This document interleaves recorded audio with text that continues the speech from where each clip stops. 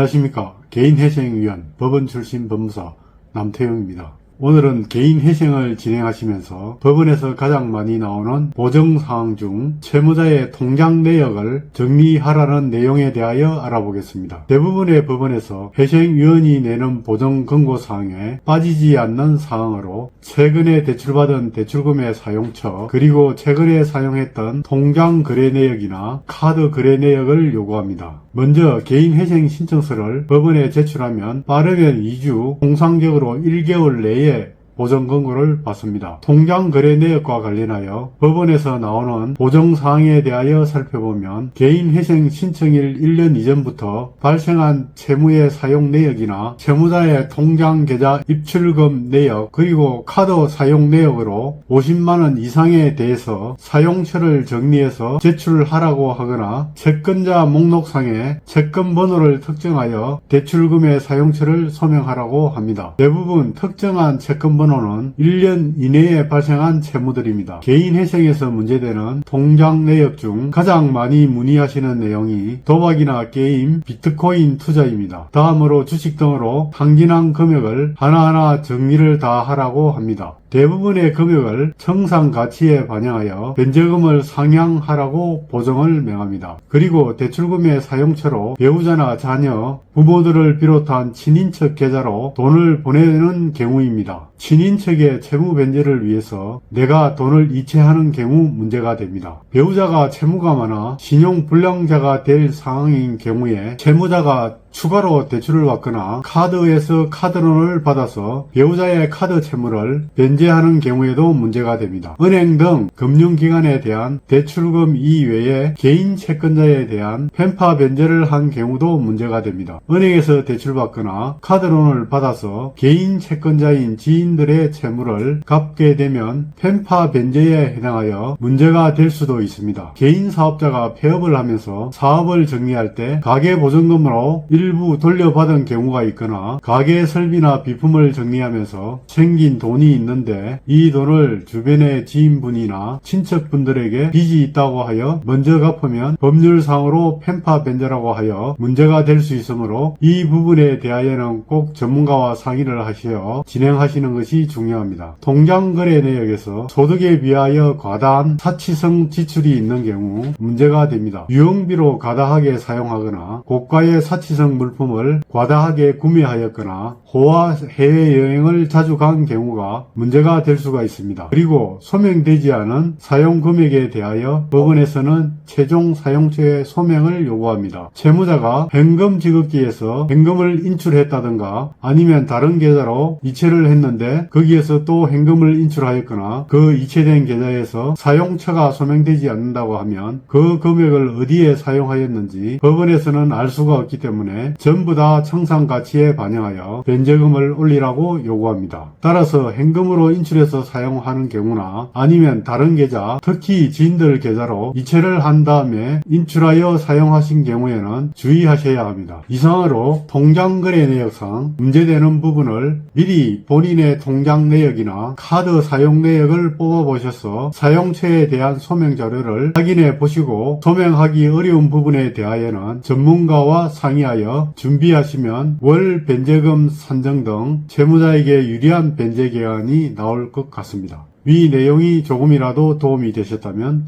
구독과 좋아요 부탁드립니다. 감사합니다.